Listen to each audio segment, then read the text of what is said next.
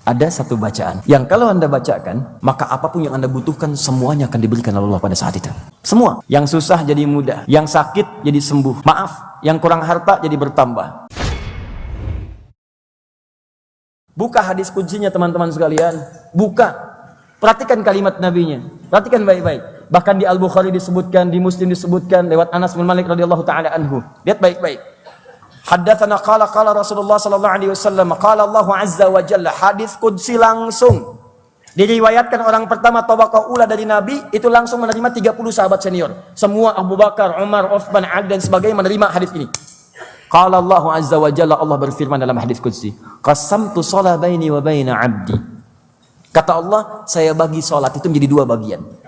Di dua bagian ini ada hak aku yang menjadi kewajiban hambaku, dan ada hak hambaku yang menjadi kewajibanku.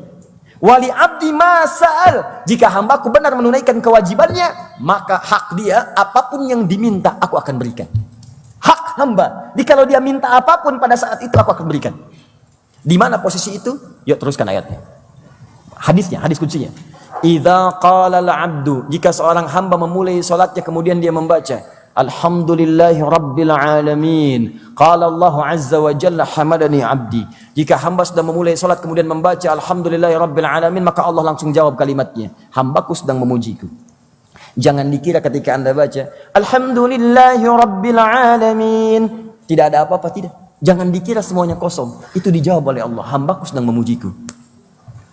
Jika Anda berkata idza qala al-'abdu ar-rahmanir rahim, qala Allah Azza wa Jalla asna alayya abdi. Jika hambaku bermohon membaca Ar-Rahmanir Rahim, kata Allah, lihat, Allah menjawab, hambaku sedang menyanjungku.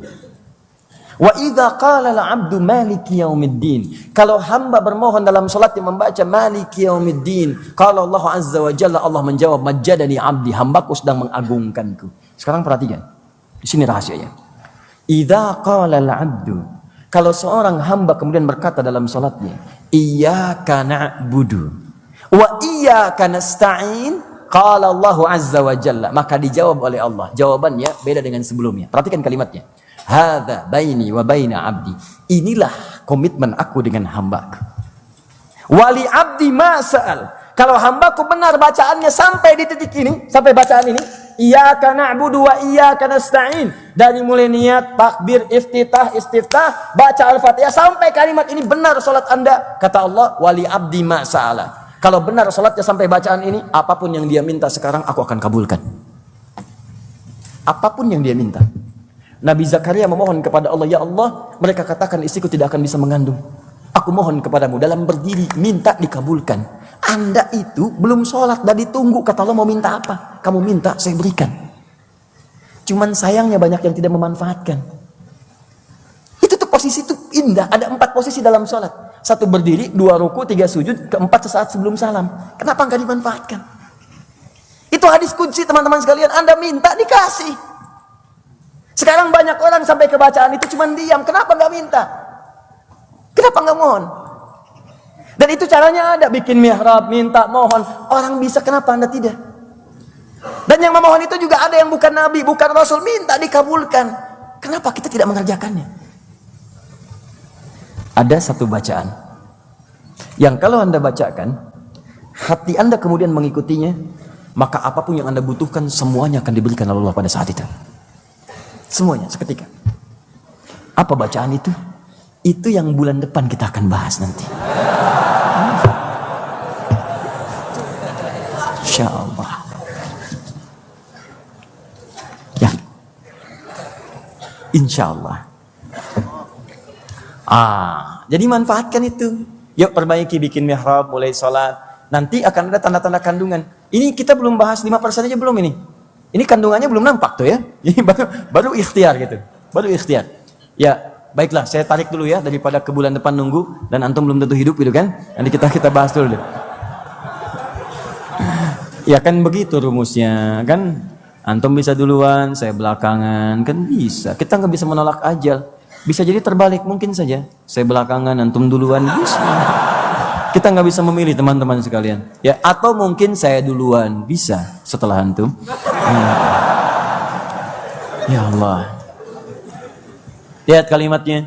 Apa itu Ustaz kalimatnya? Saya tarik lagi yang tadi, saya majukan sekarang. Kalimatnya ihdinas siratal mustaqim. Siratal ladzina an'amta 'alaihim ghairil maghdubi 'alaihim waladdallin. Sebetulnya itu kalimat bukan bacaan biasa. Kalau antum lihat tafsirnya di ayat-ayat yang lainnya, ihdinas siratal mustaqim bukan sekedar tunjukkan jalan yang lurus. Awas hati-hati. Tapi di situ ada ungkapan. Pertama, ihdi itu dari kata hidayah. Berikan kami hidayah. Hidayah itu artinya petunjuk yang memudahkan dalam semua urusan. Semua. Yang susah jadi mudah. Yang sakit jadi sembuh. Maaf, yang kurang harta jadi bertambah. Yang butuh mendapatkan bagiannya. Jadi kalau Allah sudah berikan hidayah pada seorang hamba, maka apa yang dia butuhkan didapatkan. Jangan dikira hidayah itu hanya mendatangkan keimanan saja, tidak. Ada sebagian kalangan membatasi, maaf, hidayah itu bagi orang yang belum beriman, non-muslim, kemudian dapat hidayah masuk Islam. Tidak hanya segitu. Bahkan orang beriman pun masih butuh hidayah. Coba lihat, bukankah saat sholat Anda minta hidayah?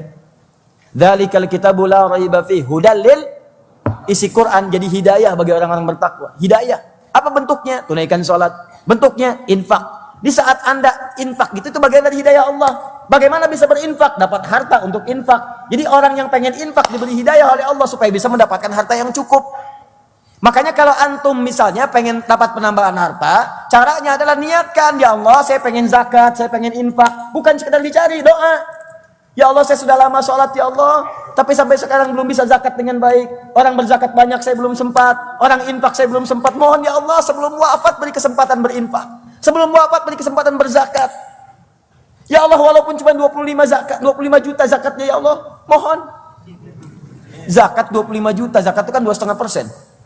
Kalau minta 25 juta, dia minta berapa? 1 miliar. Gitu. Itu caranya. Ketika ada ucapan ihdinas siratal mustaqim, siratal mustaqim asalnya dari jalan yang lapang, yang luas, yang mudah. Mudah. Dia mohon kepada Allah, ya Allah, anugerahkan kepada hamba segala macam kemudahan dari persoalan yang hamba sedang hadapi sekarang. Berikan kemudahan. Begitu Anda ucapkan itu, hati Anda langsung arahkan.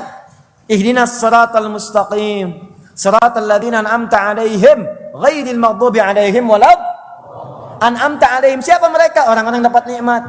Pekerjaan yang mudah, nikmat. Rumah tangganya mudah, nikmat. Sehat, nikmat. Nyaman, nikmat. Semua dulu. Abu Bakar, Umar, Utsman, Ali, Talha, dan sebagainya. Nikmat semuanya, ya Allah. Kami pengen seperti mereka. Ada orang lagi sebelum mereka, orang-orang sebelum ini. Nikmat semuanya, ya Allah. Berikan kami kemudahan hidup seperti mereka. Lalu antum harapkan dalam hati antum. Gak usah dilafadzkan. Misal tadi, ya Allah anugerahkan hamba keturunan, ya Allah. Berikan nikmat keturunan. Ya Allah sembuhkan hamba dari sakit. Ya Allah istri hamba, ya Allah anak hamba. Di hati enggak usah dilafadzkan. Begitu Anda mengucapkan ihdinas siratal mustaqim, minta kepada Allah. Dalam hati kita mohonkan khusyuk. Itu rahasianya. Siratal ladzina an'amta 'alaihim ghairil maghdubi 'alaihim waladdallin. Begitu Anda katakan amin, malaikat mengaminkan. Kalau bersamaan amin Anda dengan amin malaikat, maka Anda dapat bonus. Ghufira lahu ma taqaddama min dzambi, diampuni semua dosa-dosanya. Selesai. Jadi bukan sekedar tunjukkan kami jalan yang lurus. Di situ ada petunjuk-petunjuk kemudahan dalam hidup. Minta.